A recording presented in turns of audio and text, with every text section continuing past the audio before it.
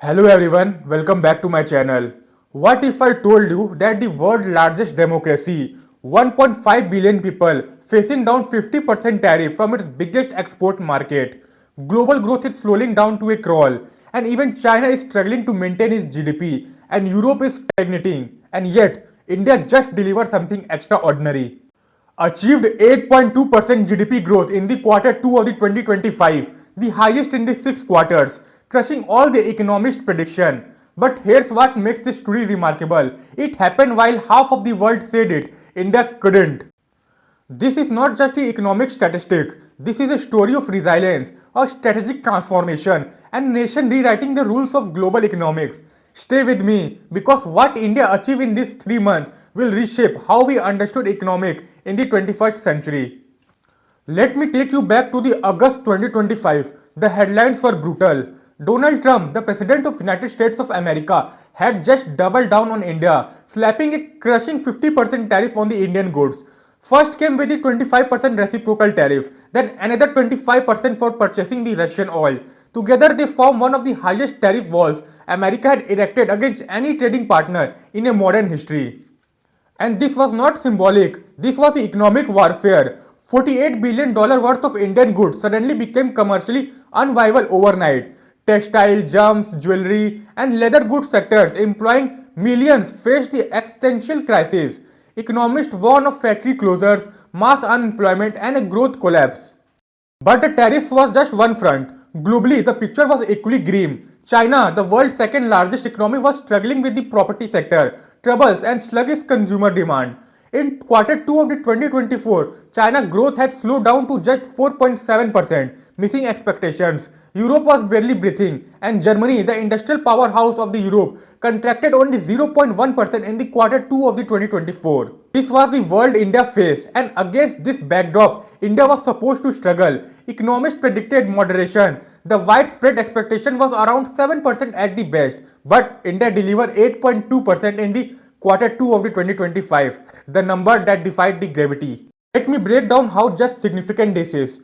In the quarter 2 of the 2025, July to September, India's real GDP reached rupees 48.63 lakh crore, up from the 44.94 lakh crore the previous year. That's an 8.2% jump compared to just 5.6% in the same quarter last year. But here's the kicker. This was not just the one good quarter. For the first half of the fiscal year, India maintained an 8% growth rate, jumping from the 6.1% the previous year. Now let's put this in the global context. While India was accelerating at the 8.2%, here's what the rest of the world looked like. Growing at the 2.8% annually with the quarter 2 of the 2024. Quarterly growth is around at 0.7%. Solid, but not as much as India. China posted around 4.7% in the quarter 2 of the 2024. Their slowest growing since quarter 1 of the 2023. Weighted down by the property sector's troubles and the weak consumer confidence. Now Germany actually contracted by 0.1% only in the quarter 2 of the 2024, struggling with the manufacturing transition and the weak external demand. Japan managed just 0.8% quarterly growth, recovering from a quarter 1 contraction but still fragile. United Kingdom, a modest 0.6% in the quarter 2 of the 2024, battling post-Brexit labor shortages and the productivity challenges.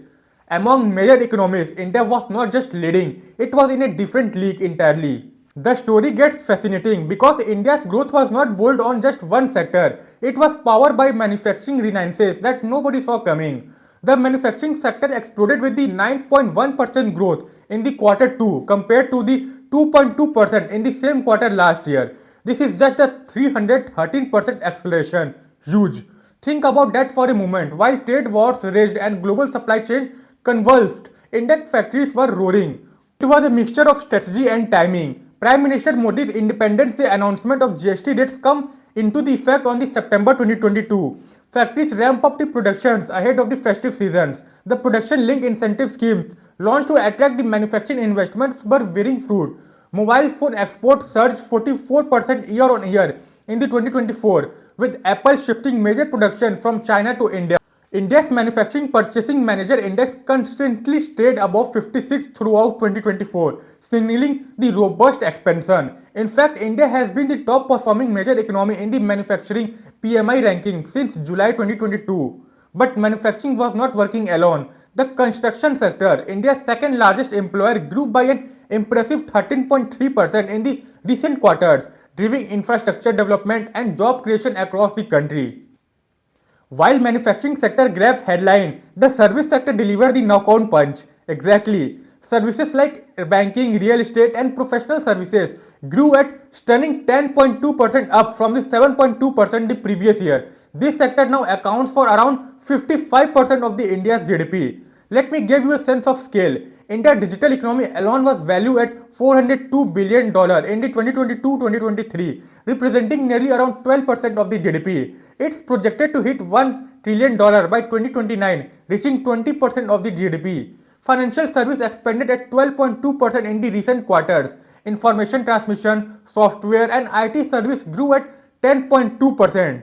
These are not just numbers, they represent the millions of high quality jobs being created in a knowledge economy. What made this growth extraordinary was not just the pace, it was the balance.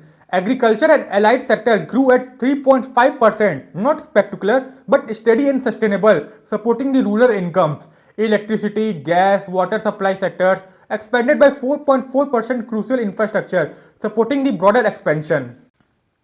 Compare this to China, where growth has become increasingly dependent on the export and state-directed investment, while consumer spending remains weak, or to developed economies like Japan and Germany, where growth is concentrated in the narrow sectors. India growth was the holistic, and that's what makes it truly sustainable. India over the past 3 years has consistently been the fastest growing major economy in the planet. The World Bank has stated that for the India to achieve its vision of becoming a developed nation by the 2047, it needs to maintain around 8% average growth for the 2 decades. This quarter proves that level is not just achievable, it's happening right now. This did not happen by the accident. This was the result of a deliberate policy choices made over the years. First, infrastructure investment. The government's capital expenditure push on highways, ports, digital infrastructures created the backbone for the manufacturing and the service expansion. Second, production link incentives by the offering targeted incentives to the electronics, pharmaceuticals, automobiles and the other key sectors. India attracted the global manufacturers looking to diversify from China. What this means for the world? So what does India 8.2% growth really mean? It means that in a world of economic uncertainty, one nation of 1.5 billion people has figured out a growth formula that works, not despite global challenges, but through them. It means that when the world's largest economy tried to economically isolate India, India grew faster, not slower. And here's the thing that should excite everyone watching this. Whether you are in Mumbai, Delhi or any part of the world, India's growth is not zero sum. A thriving Indian economy means a billion plus consumer entering in the middle class. Massive opportunities for the global businesses. The 8.2% growth rate in the quarter 2 of the 2025 was not just a number in a government report. It was a statement. It told you that the world write India off at peril. Because while others was predicting slowdown, India was accelerating. While others were building walls, India was building bridges, digital, physical and economic. This is the India's movement, and if this quarter is any indication, it's only the beginning. If you found this analysis insightful, subscribe for more deep dives into global economics, geopolitics, and share this with anyone who needs to understand why India's growth story matters. And let me know in the comments what surprised you the most about these numbers.